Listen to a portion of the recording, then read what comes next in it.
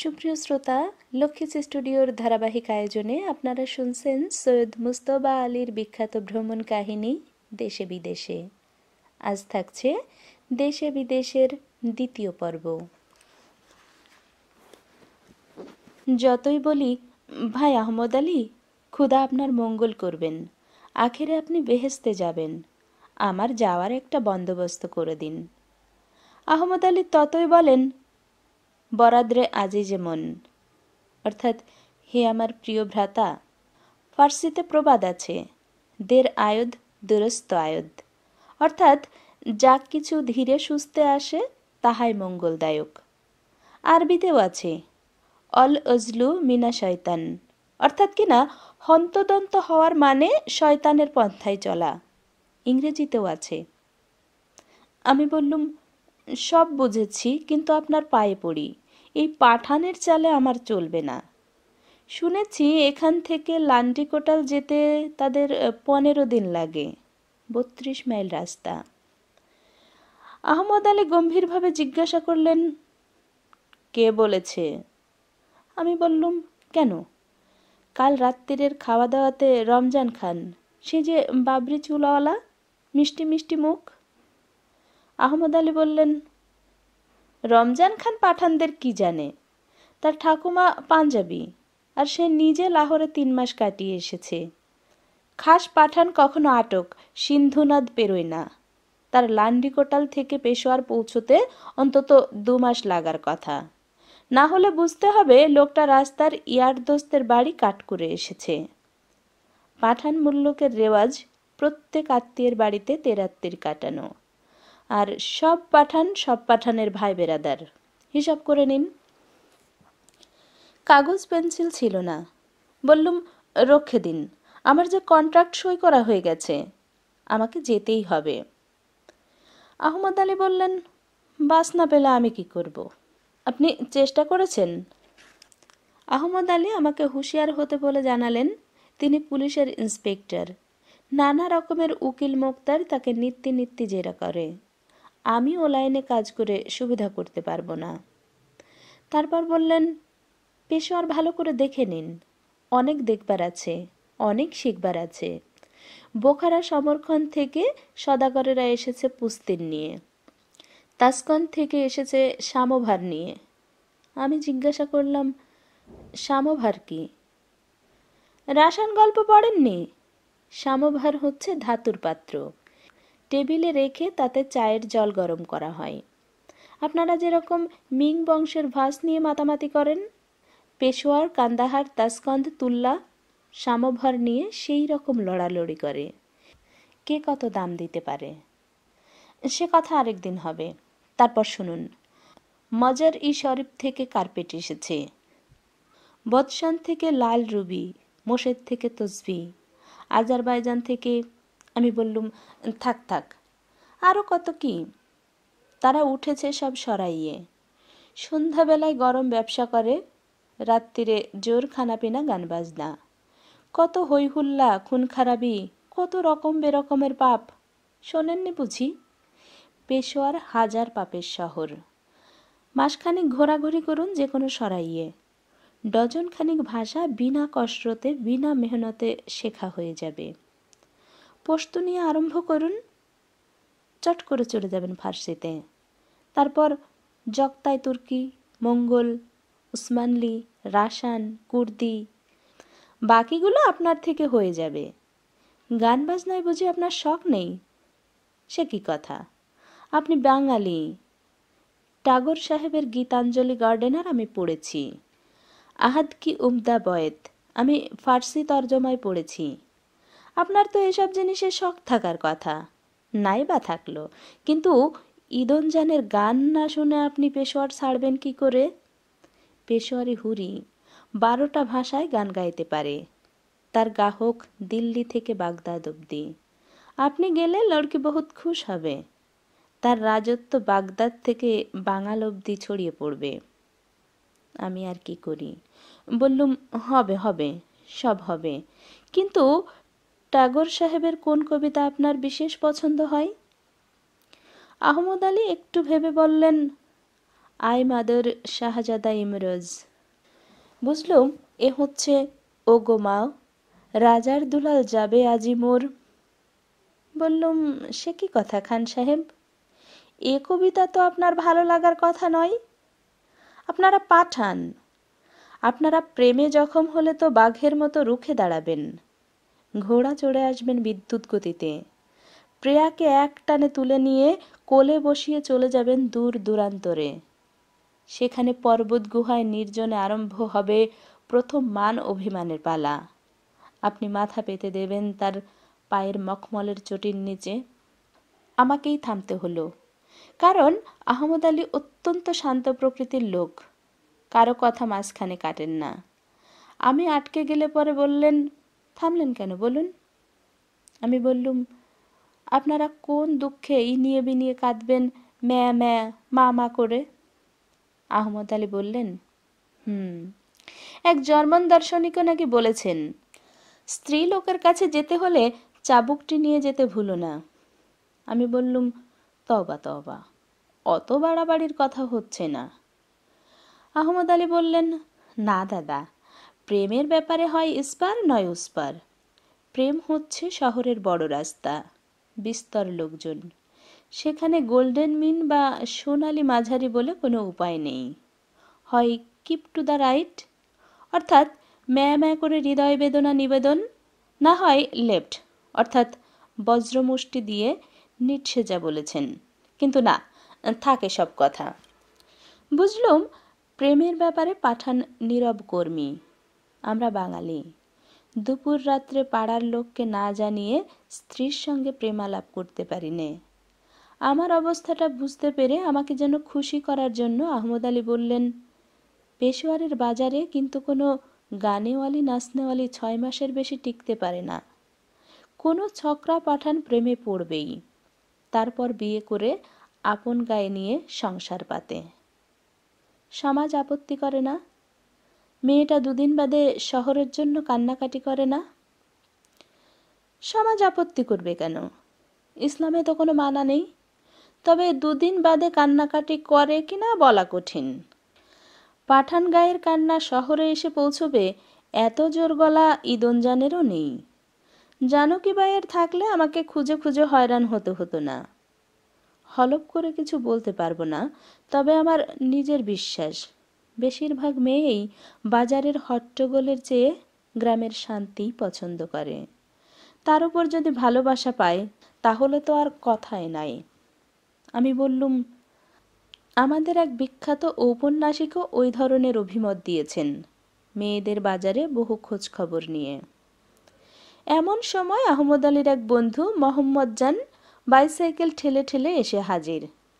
আহমদ আলী জিজ্ঞেস করলেন, বাইসাইকেল আবার খোঁড়া হলো কি করে? মোহাম্মদ জান পাঞ্জাবি। আমার দিকে মুখ ফিরিয়ে বললেন, কেন যে আপনি এদেশে এসেছেন বুঝতে পারিনে। এই পাঠানরা যে কীরকম পাবলিক নিউসেন্স তার খবর জানতে পারতেন যদি একদিনও আধ ঘন্টার তরে এ শহরে বাইসাইকেল চড়তেন। 1 মাইল যেতে না যেতে 3টে পাংচার, সব ছোট ছোট লোহার।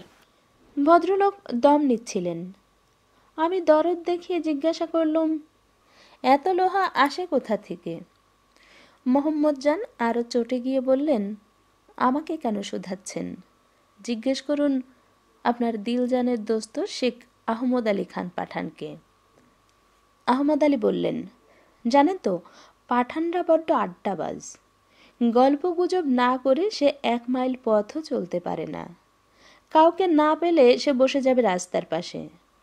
মুচিকে বলবে, দাও তো ভায়া আমার পয়জারে গোটা কয়েক পেরেক ঠুকে।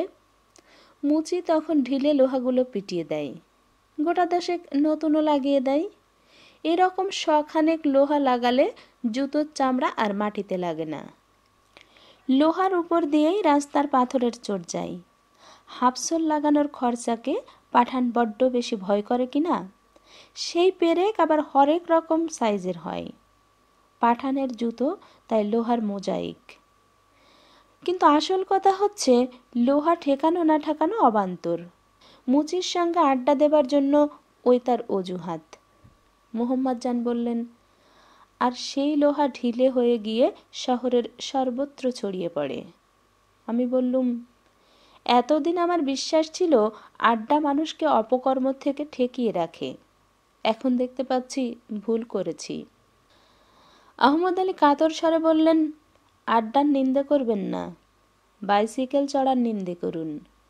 আপনাকে বলিনি অল উজলু মিনা শয়তান, অর্থাৎ হন্তদন্ত হওয়ার মানে শয়তানের পন্থায় চলা। তাই তো বাইসাইকেলের আরেক নাম শয়তানের গাড়ি। সন্ধ্যা হওয়ার সঙ্গে সঙ্গে পেশোয়ার দিনের 114 ডিগ্রি ভুলে গিয়ে মোলায়েম বাতাস দিয়ে সর্বাঙ্গের গ্লানি খেদ ঘুচিয়ে দেয়।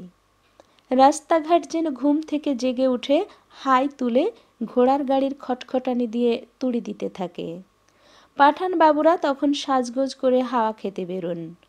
পায়ে জরির পয়জার, পরনে পপলিনের সিলোয়ার, তার ভাঁজ ধারালো ছুরির মতো ক্রিজের দুদিক বেয়ে কেতায় কেতায় নেমে এসেছে।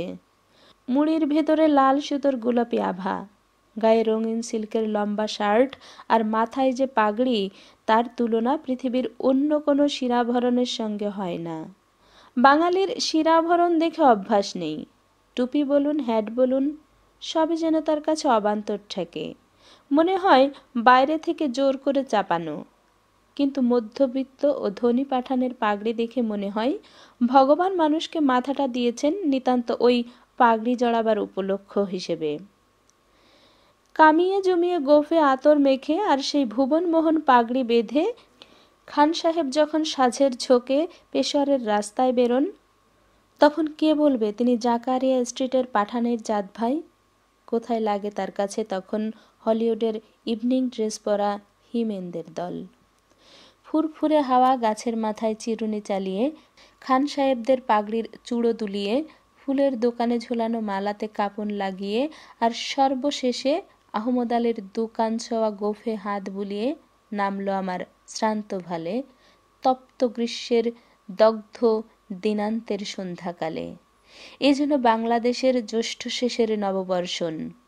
শীতল জলধারার পরিবর্তে এ যেন মাতৃহস্তের স্নিগ্ধমন্দ মলয় ব্যজন। কোনো এক নৃশংস ফারাওয়ের অত্যাচারে দিবাভাগে দেশের জনমানব প্রাণীপতঙ্গ দলে দলে ভূগর্ভে আশ্রয় নিয়ে প্রহর গুনছিল। পশ্চিম পিরামিডে তার অবসানের সঙ্গে সঙ্গে উত্তর বাতাস যেন মোজেসের অভয়বাণী দিয়ে গেল। দিকে দিকে নতুন প্রাণের সাড়া। ছিন্ন হয়েছে বন্ধন ও বন্দির। কিন্তু জেগে উঠেই মানুষের সবচেয়ে প্রয়োজন কি? আহারের। রুটি আর কাবাবওয়ালাদের দোকানের সামনে কি অসম্ভব ভিড়। বোরকা পরা মেয়ে, সবে হাঁটতে শিখেছে ছেলে, বাঁ হাত মরণের দিকে, ডান হাত রুটিওয়ালার দিকে বাড়িয়ে বুড়ো, সবাই ঝাঁপিয়ে পড়েছে আহারের সন্ধানে। রুটিওয়ালা সেই ক্ষুধার্তদের শান্ত করার জন্য কাউকে কাতর কণ্ঠে ডাকে ভাই, কাউকে বেরাদার, কাউকে জানেমন, কাউকে আগাজান। পশতু, পাঞ্জাবি, ফার্সি, উর্দু 4টে ভাষায় সে একসঙ্গে অনর্গল কথা বলে যাচ্ছে। ওদিকে তন্দুরের ভেতর লম্বা লোহার আকশি চালিয়ে রুটি টেনে টেনে ওঠাচ্ছে রুটিওয়ালার ছোকরারা। গনগনে আগুনের টকটকে লাল আভা পড়েছে তাদের কপালে গালে। বড় বড় বাবরি চুলের জুলফি থেকে থেকে চোখ মুখ ঢেকে ফেলছে।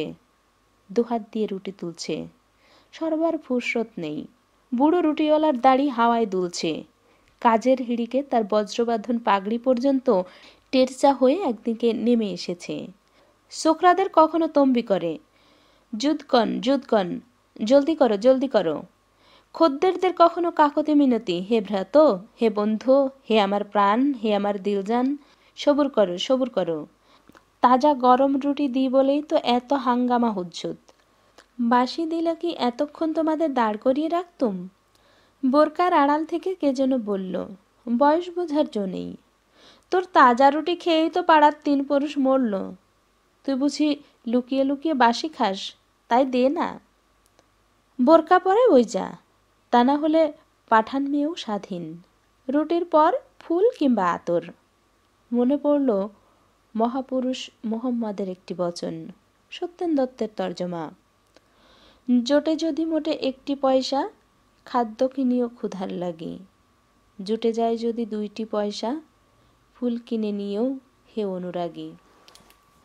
পাঠান অত্যন্ত অলস এবং আড্ডাবাজ, কিন্তু আরাম প্রয়াসী নয়, এবং যেটুকু সামান্য তার বিলাস, তার খরচাও ভয়ঙ্কর বেশি কিছু নয়। দেশ ভ্রমণকারী গুণীদের মুখে শোনা যে যাদের গায়ে জোর যেমন বেশি, তাদের স্বভাবও হয় তেমনি শান্ত। পাঠানদের বেলায় দেখলাম কথাটা খাঁটি। কাগজে আমরা হামেশাই পাঠানদের লুটতরাজের কথা পড়ি, তার কারণও আছে। অনুর্বর দেশ, ব্যবসা বাণিজ্য করতে জানে না, পল্টনে তো আর তামাম দেশ ঢুকতে পারে না, কাজেই লুটতরাজ ছাড়া অন্য উপায় কোথায়? কিন্তু পেটের দায়ে যে অপকর্ম সে করে, মেজাজ দেখাবার জন্য তা করে না।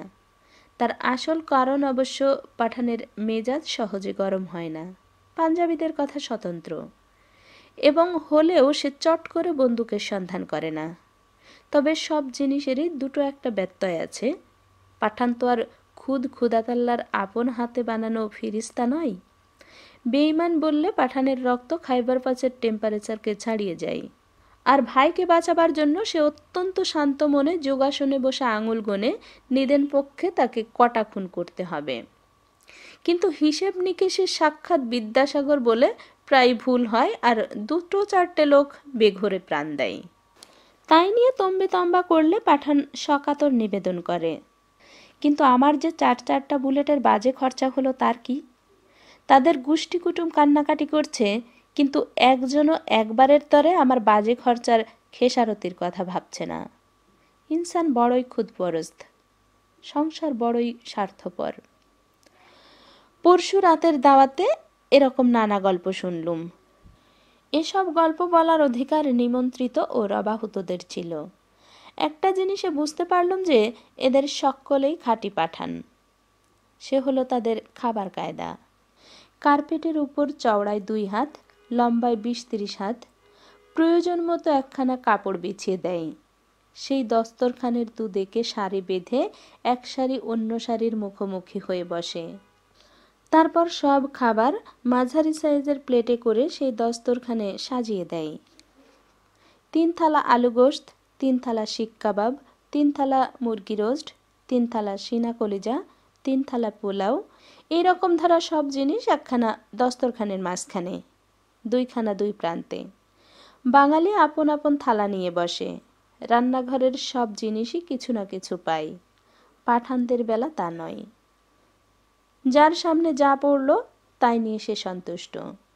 প্রাণ গেলেও কখনো বলবে না আমাকে একটু মুরগি এগিয়ে দাও, কিংবা আমার শিক কাবাব খাবার বাসনা হয়েছে। মাঝে মাঝে অবশ্যই হঠাৎ কেউ দরদ দেখিয়ে চেঁচিয়ে বলে, আরে হোথায় দেখো গোলাম মোহাম্মদ ঢ্যাঁড়স চিবোচ্ছে, ওকে একটু পোলাও এগিয়ে দাও না। সবাই তখন হা হা করে সবকটা পোলাওয়ের থালা ওর দিকে এগিয়ে দেয়। তারপর মজলিস গালগল্পে ফের মশগুল। ওদিকে গোলাম মোহাম্মদ শুকনো পোলাওয়ের মরুভূমিতে তৃষ্ণায় মারা গেল, না মাংসের থই থই ঝোলে ডুবে গিয়ে প্রাণ দিল, তার খবর ঘণ্টাখানেক ধরে আর কেউ রাখে না। এবং লক্ষ্য করলে দেখতে পাবেন যে পাঠান আড্ডা জমাবার খাতিরে অনেক রকম আত্মত্যাগ করতে প্রস্তুত। গল্পের নেশায় বেখেয়ালে অন্তত 8 ডজন অতিথি শুদ্ধ শুকনো রুটি চিবিয়েই যাচ্ছে। অবচেতন ভাবটা এই, পোলাও মাংস বাঁচতে হয়, দেখতে হয়, বহুত বাইনাক্কা। তাহলে লোকের মুখের দিকে তাকাবো কি করে? আর না তাকালে গল্প জমবেই বা কি করে? অথচ এরা সবাই ভদ্র সন্তান, 2 পয়সা কামায়ও বটে। বাড়িতে নিশ্চয় পছন্দ মাফিক পোলাও কালিয়া খায়। কিন্তু পাঠান জীবনের প্রধান আইন, একলা বসে নবাবি খানা খাওয়ার চেয়ে এয়ারবক্সের সঙ্গে শুকনো রুটি চিবানো ভালো। ওমর খৈয়ামও বলেছেন, তব সাথী হয়ে দগ্ধ মরুতে, পথ ভুলে তবু মরি, তোমারে ছাড়িয়া মসজিদে গিয়ে কি হবে মন্ত্রস্বরী। কিন্তু ওমর বুর্জোয়া কবির বিদগ্ধ পদ্ধতিতে আপন বক্তব্য প্রকাশ করেছেন। পাঠান ভাঙা ভাঙা উর্দুতে ওই একই আপ্তবক্য প্রলেতেরিয়া কায়দায় জানাই, দোস্ত তুমহারি রুটি হামারা গোশত, অর্থাৎ নেমন্তন্ন করেছে সেই আমার পরম সৌভাগ্য। শুধু শুকনো রুটি কুছ পরোয়া নাহি, আমি আমার মাংস কেটে দেব। কাব্য জগতে যে হাওয়া বইছে তাতে মনে হয় ওমরের শরাবের চেয়ে মজুরের ধেনুর কদর বেশি। তবে একটা কথা বলে দেওয়া ভালো, পাঠানের ভেতরে বুর্জোয়া প্রলেতেরিয়ার যে তফাৎ, সেটুকু শুধু অর্থনৈতিক। অনুভূতির জগতে তারা একই মাটির আসনে বসে, আর চিন্তাধারায় যে পার্থক্য, সে শুধু কেউ খবর রাখে বেশি, কেউ কম। কেউ শেক্সপিয়ার পড়েছে, কেউ পড়েনি। ভালো মন্দ বিচার করার সময় দুই দলে যে বিশেষ প্রভেদ আছে মনে হয়নি। আচার ব্যবহারে এখনও তারা গোষ্ঠীর ঐতিহ্যগত সনাতন জান দেওয়া নেওয়ার পন্থা অনুসরণ করে। এসব তত্ত্ব আমাকে বুঝিয়ে বলেছিলেন ইসলামিয়া কলেজের এক অধ্যাপক। অনেকক্ষণ ধরে নানা রং, নানা দাগ কেটে সমাজতাত্ত্বিক পটভূমি নির্মাণ করে বললেন, এই ধরুন আমার সহকর্মী অধ্যাপক খুদা বক্সের কথা। ইতিহাসে অগাধ পণ্ডিত। ইহ সংসারের সব কিছু তিনি অর্থনীতি দিয়ে জলের মতো তরল করে এই তৃষ্ণার দেশে অহরহ ছেলেদের গলায় ঢালছেন। ধর্ম পর্যন্ত বাদ দেন না। যীশু খ্রিস্ট তার ধর্ম আরম্ভ করেছিলেন ধনের নবীন ভাগ বন্টন পদ্ধতি নির্মাণ করে। তাতে লাভ হওয়ার কথা গরিবেরই বেশি, তাই সবচেয়ে দুঃখী জেলেরা এসে জুটেছিল তার চতুর্দিকে। মহাপুরুষ মোহাম্মদও নাকি সুদ তুলে দিয়ে অর্থ বন্টনের জমিকে আরবের মরুভূমির মতো সমতল করে দিয়েছিলেন।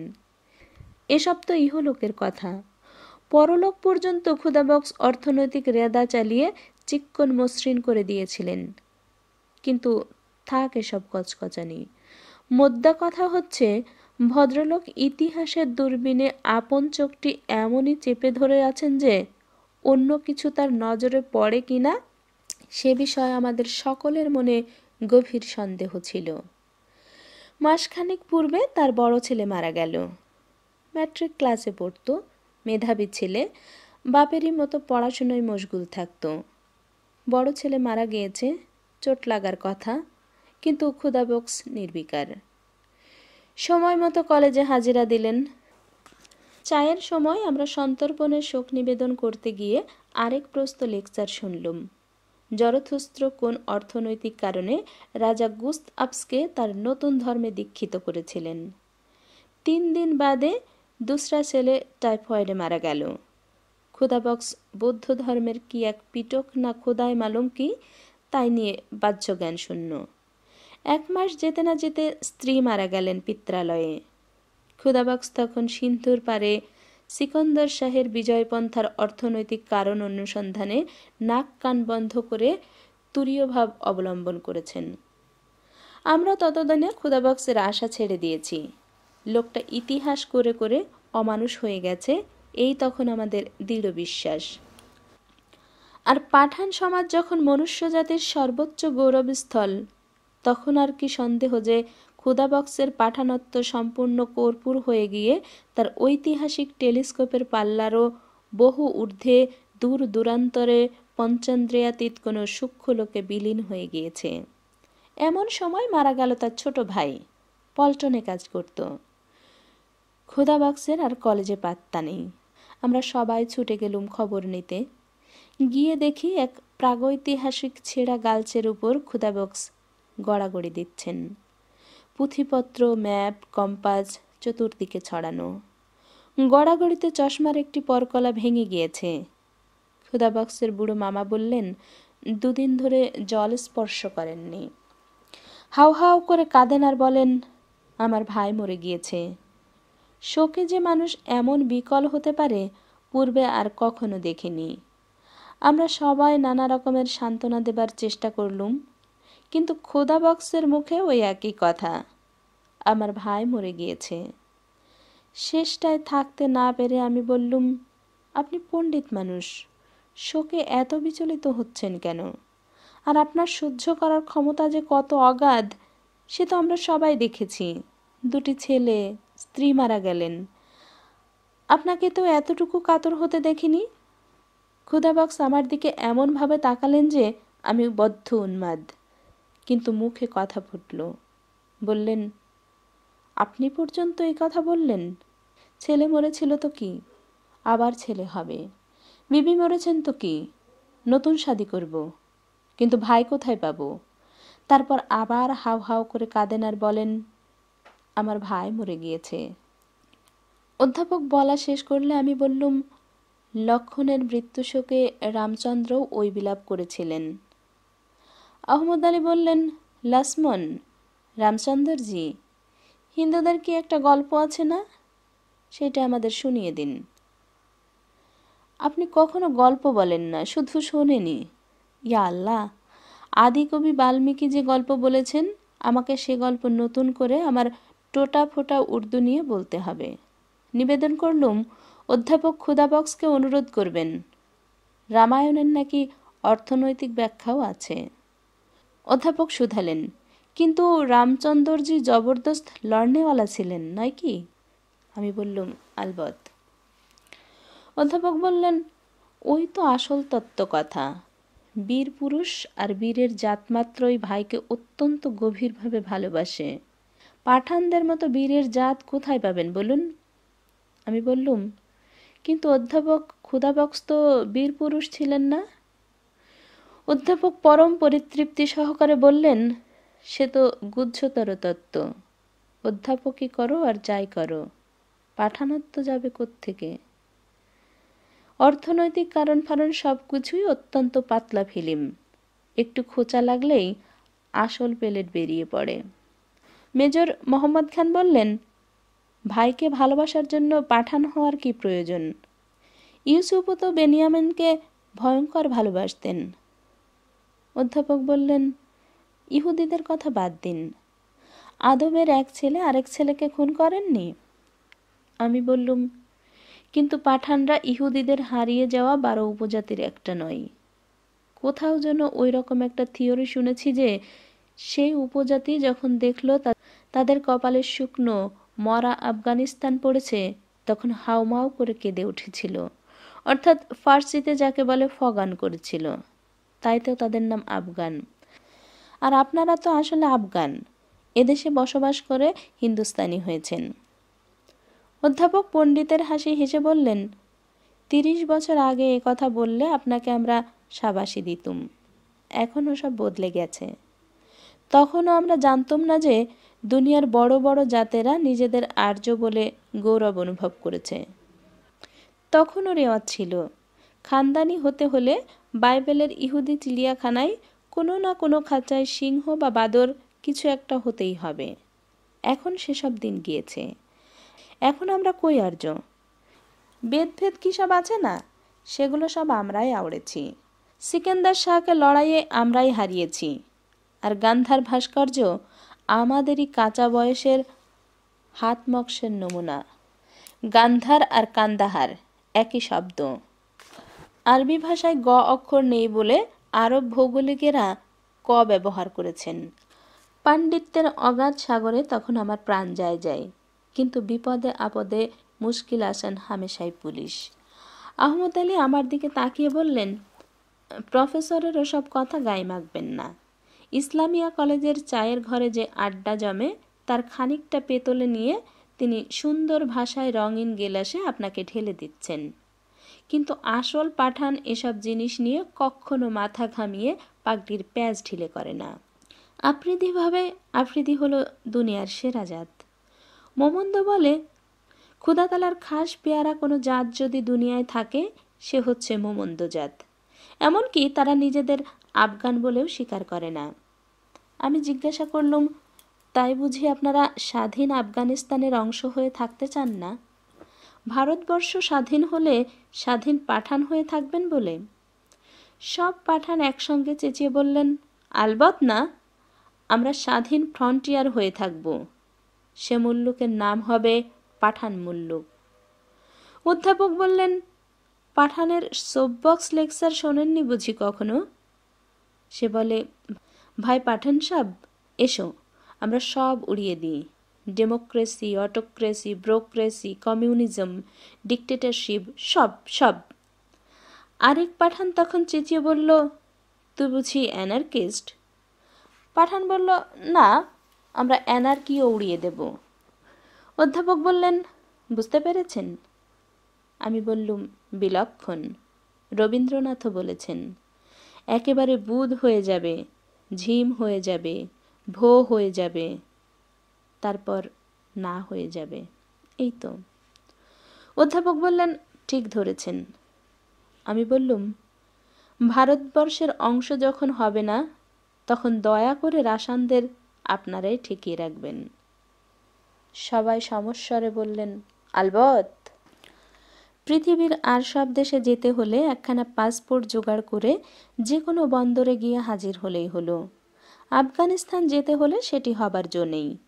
পেশোয়ার পৌঁছে আবার নতুন স্ট্যাম্পের প্রয়োজন, সেও আবার 3 দিন পর নাকচ হয়ে যায়।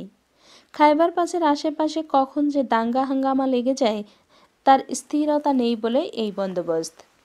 আবার এই 3 দিনের মেয়াদি স্ট্যাম্প সত্ত্বেও হয়তো খাইবারের মুখ থেকে মোটর ফিরিয়ে দিতে পারে, যদি ইতিমধ্যে কোনো বকেরা লেগে গিয়ে থাকে। সেই স্ট্যাম্প নিয়ে বাড়ি ফিরছি, এমন সময় দেখি হরেক রকম বিদেশি লোকে ভর্তি কতকগুলো বাস পশ্চিম দিকে যাচ্ছে। আহমদ আলীকে জিজ্ঞেস করলুম, এগুলো কোথায় যাচ্ছে? তিনি ধমক দিয়ে বললেন, এগুলো কাবুল যায় না। তারপর অন্য কথা পাড়বার জন্য বললেন, বাংলাদেশের একটা গল্প বলুন না। আমি মনে মনে বললুম, আচ্ছা তবে শোনো। বাইরে বললুম, গল্প বলা আমার আসে না, তবে একটা জিনিসে পাঠানে বাঙালিতে মিল দেখতে পেয়েছি, সেইটা আপনাকে বলছি শুনুন। এখানে যেরকম কারবার পাঞ্জাবি আর শিখদের হাতে, কলকাতায়ও কারবার বেশিরভাগ অবাঙালিদের হাতে। আর বাঙালি যখন ব্যবসা করে তখন তার কায়দা ওয়াজব। আমি তখন ইলিয়ট রোডে থাকতুম।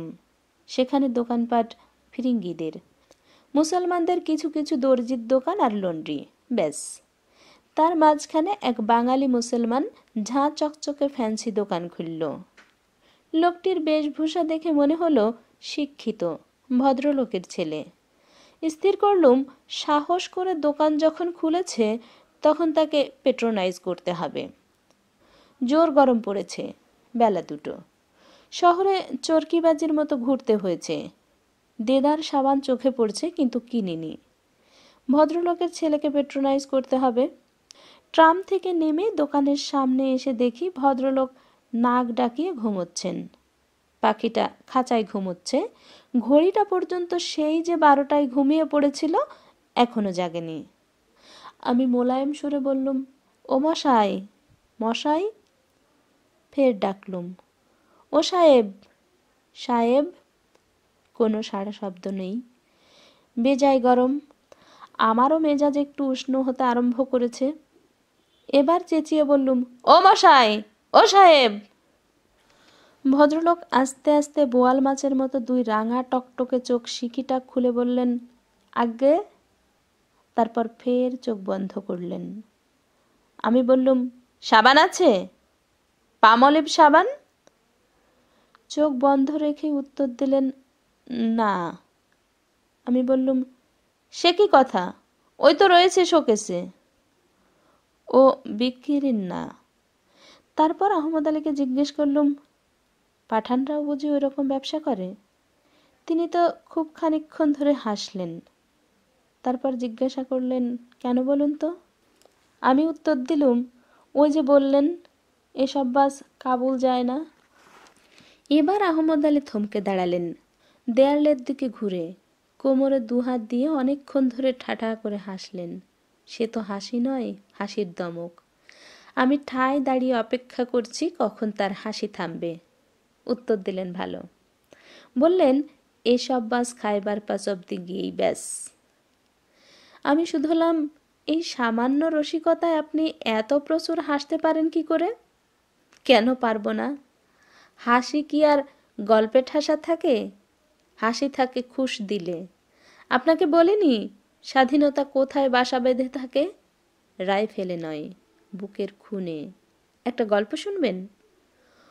ওই দেখছেন কোথায় চায়ের দোকানি বটতলায় বেঞ্চি পেতে দিয়েছেন, চলুন না। পাঠান মাত্র ওই মারাত্মক ডেমোক্র্যাট। নির্জলা টাঙ্গাওয়ালা বিড়িওয়ালার চায়ের দোকান। আহমদ আলী তার বিশাল বপুখানার ওজন সম্বন্ধে সচেতন বলে খুঁটির উপর ভর দিয়ে বসলেন। আমি আমার তনুখানা যেখানে খুশি রাখলুম। বললেন, ওমর খৈয়ামের এক রাত্রে বড্ড নেশা পেয়েছে, কিন্তু প্রতিজ্ঞা করেছিলেন 5খানা রুবাইয়াত শেষ না করে উঠবেন না। জানেন তো কিরকম ঠাস বুনুনির কবিতা? শেষ করতে করতে প্রায় রাত কাবার হয়ে এলো। মদের দোকানে যখন পৌঁছলেন তখন ভোর হব হব। হুঙ্কার দিয়ে বললেন, নিয়ে এসে তো হে এক পাত্তর উৎকৃষ্ট সিরাজি। মদওয়ালা কাচুমাচু হয়ে বলল, হুজুর, এত দেরিতে এসেছেন, রাত কাবারের সঙ্গে সঙ্গে মদও কাবার হয়ে গিয়েছে। ওমর নরম হয়ে বললেন, সিরাজি নেই তো অন্য কোনো মাল দাও না। মদওয়ালা বলল, শরম কি বাত, কিছু নেই হুজুর। ওমর বললেন, পরোয়া নদারদ, ওই যেসব এঁটো পেয়ালাগুলো গড়াগড়ি যাচ্ছে সেগুলো ধুয়ে তাই দাও দেখিনি। নেশার জিম্মেদারি আমার। হিম্মতের জিম্মাদারি, হাসির জিম্মাদারি, নেশার জিম্মাদারি কিসে কার সে সম্বন্ধে আলোচনা করার পূর্বেই দেখতে পেলুম রাস্তা দিয়ে যাচ্ছে সেই ভেজাল পাঠান। তার ব্রাত্যদোষ। তিনি 3 মাস লাহোরে কাটিয়েছিলেন, রমজান খান। আমি আহমদ আলীকে আঙুল দিয়ে দেখালুম। আর যাই কথায়, ও রমজান খান, জানে মন, বারাদারে মন, এদিকে এসো। আমাকে তম্বি করে বললেন, আশ্চর্য লোক, আমি না ডাকলে আপনি ওকে যেতে দিতেন এই গরমে? লোকটা সর্দি গরমি হয়ে মারা যেত না? আল্লাহ রসুলের ভয় ডর নেই? রমজান খান এসে বললেন, ভগ্নিপতির অসুখ, তার করতে যাচ্ছি, বলেই ঝুপ করে বেঞ্চিতে বসে পড়লেন। আহমদ আলী সান্ত্বনা দিয়ে বললেন, হবে হবে, সব হবে। টেলিগ্রাফের তার শক্ত মারে তৈরি, 2-4 ঘন্টায় ক্ষয় হয়ে যাবে না। সুখবর শোনো, সৈয়দ সাহেব একখানা বহুত উমদা গল্প পেশ করেছেন বলে তিনি আমার কাঁচা সিদ্ধ গল্পে বিস্তর টমেটো রস আর উস্টার সস ঢেলে রমজান খানকে পরিবেশন করলেন। বারে বারে বললেন, ও সাবান বিক্রির না, এ ভাস কাবুলে যায় না। এজন্য বাংলাদেশের পূর্ব আকাশে সূর্যোদয় আর পেশোয়ারের পশ্চিম আকাশ লাল হয়ে গেল, হুবহু একই রং। রমজান খান বললেন, তা তো বুঝলুম, কিন্তু বাঙালি আর পাঠানে এক জায়গায় শক্ত গরমিল আছে। আমি শুধালুম, কিসে? আমি সিন্ধু নদ পেরিয়ে আহমদ আলীর পাক নজরে যে মহাপাপ করেছি, এটা সেই সিন্ধু পারের কাহিনী। তবে আটকের কাছে নয়, অনেক দক্ষিণে। সেখানে সিন্ধু বেশ চওড়া। তারই বালুচরে বসে দুপুর রোদে 8 জন পাঠান ঘামছে। উট ভাড়া দিয়ে তারা 96 টাকা পেয়েছে, কিন্তু কিছুতেই সমানে সমান ভাগ বাটোয়ারা করতে পারছে না। কখনো কারো হিস্সায় কম পড়ে যায়, কখনো কিছু টাকা উপরে থেকে যায়। ক্রমাগত নতুন করে ভাগ হচ্ছে, হিসাব মিলছে না। ঘাম ঝরছে আর মেজাজ তিরিক হয়ে গলাও চড়াচ্ছে। এমন সময়ে তারা দেখতে পেল অন্য পাড় দিয়ে এক বেনে তার পুটুলি হাতে করে নিয়ে যাচ্ছে। সব পাঠান একসঙ্গে চেঁচিয়ে বেনেকে ডাকলো ওপারে এসে তাদের টাকা ফয়সালা করে দিয়ে যেতে। বেনে হাত পা নেড়ে বোঝালো অত মেহনত তার সইবে না। আর কত টাকা, কজন লোক, তাই জানতে চাইল। 4 কুড়ি 10 ও তার উপরে 6 টাকা আর হিস্সেদের 8 জন। বেনে বলল, 12 টাকা করে নাও। পাঠানরা চেঁচিয়ে বলল, তুই একটু সবুর কর, আমরা দেখে নিচ্ছি বখরা ঠিক মেলে কিনা। মিলে গেল। সবাই অবাক। তখন তাদের সর্দার চোখ পাকিয়ে বলল, এতক্ষণ ধরে আমরা চেষ্টা করলুম, হিসাব মিলল না, এখন মিলল কি করে? বেটা নিশ্চয় কিছু টাকা সরিয়ে নিয়ে হিসাব মিলিয়ে দিয়েছে। ওপার থেকে সে যখন হিসাব মেলাতে পারে, তখন নিশ্চয় কিছু টাকা সরাতেও পারে। পাকড়ো শালাকো। রমজান খান বললেন, বুঝতেই পারছেন পরোপকার করতে গিয়ে বেনেপুর অবস্থা। ভাগ্যিস সেখানে সিন্ধু কিছুটা চওড়া এবং বেনেরা আর কিছু পারুক না পারুক ছুটতে পারে আরবি ঘোড়ার চেয়েও তেজে। সেই যাত্রায় বেনে বেঁচে গেল। আমি বললুম, গল্পটি উপাদেয়, কিন্তু বাঙালির সঙ্গে মিল গরমিলের এতে আছে কোন চিজ? রমজান খান বললেন, বাঙালি আপন দেশে বসে এভারেস্টের গায়ে ফিতে না লাগিয়ে চূড়োয় চড়তে গিয়ে খামোখা জান না দিয়ে ইংরেজকে বাতলে দেয়নি ওই দুনিয়ার সবচেয়ে উঁচু পাহাড়? আমি বললুম, হ্যাঁ, কিন্তু নাম হয়েছে ইংরেজের। আহমদ আলী শুধালেন, তাই বুঝি বাঙালি চটে গিয়ে ইংরেজকে বোমা মারে? আমি অনেকক্ষণ ধরে ঘাড় চুলকে বললুম, সেও একটা সূক্ষ্ম কারণ বটে। তবে কিনা শিকদার এভারেস্ট সাহেবকে বোমা মারেননি। রমজান খান উষ্মা দেখিয়ে বললেন, কিন্তু মারা উচিত ছিল। আমি বললাম, কিন্তু একটু সামান্য টেকনিক্যাল মুশকিল ছিল। নামকরণ যখন হয় শিকদার তখন কলকাতায়, আর মহামান্য স্যার জর্জ লন্ডনে পেনশন টানছেন। পাল্লাটা। পুরো পাঠান এবং নিম পাঠান একসঙ্গে হা হা করে উঠলেন। শুধালেন, তার মানে? তবে কি ও লোকটার তদারকিতেও এভারেস্ট মাপা হয়নি? আমি বললুম, না। কিন্তু আপনারা এত বিচলিত হচ্ছেন কেন? এই আপনাদের ভাই বেরাদাররাই কতবার কাবুল দখল করেছেন আমার ঠিক স্মরণ নেই, কিন্তু এই কথাটা মনে গাঁথা আছে যে নাম হয়েছে প্রতিবারেই ইংরেজের। আর আপনারা যখনই হাত গুটিয়ে বসেছিলেন তখনই হয় ইংরেজ কচুকাটা হয়ে মরেছে, নয় আপনাদের বদনাম দিয়ে নিজের অপমান জ্বালার মতো মোটা মোটা মেডেল পরে ঢেকেছে। এই গেলবারে যখন 2খানা আকবরশাহী কামান আর 3খানা জাহাঙ্গীরি বন্দুক নিয়ে আমানুল্লাহ ইংরেজকে তুলোধনা করে ছাড়লেন, তখন ইংরেজ তামাম দুনিয়াকে ঢাক পিটিয়ে শোনায়নি যে পাঠানের ফেরেব্বাবাজিতেই তারা লড়াই হারল? রমজান খান বললেন, বাঙালি এত খবর রাখে কেন? আমি বললুম, কিছু যদি মনে না করেন আর গোস্তাকি বিয়াদবি মাপ করেন তবে সবিনয় নিবেদন, আপনারা যদি একটু বেশি খবর রাখেন তাহলে আমরা নিষ্কৃতি পাই। দুজনেই চুপ করে শুনলেন। তারপর আহমদ আলী বললেন, সৈয়দ সাহেব, কিছু মনে করবেন না।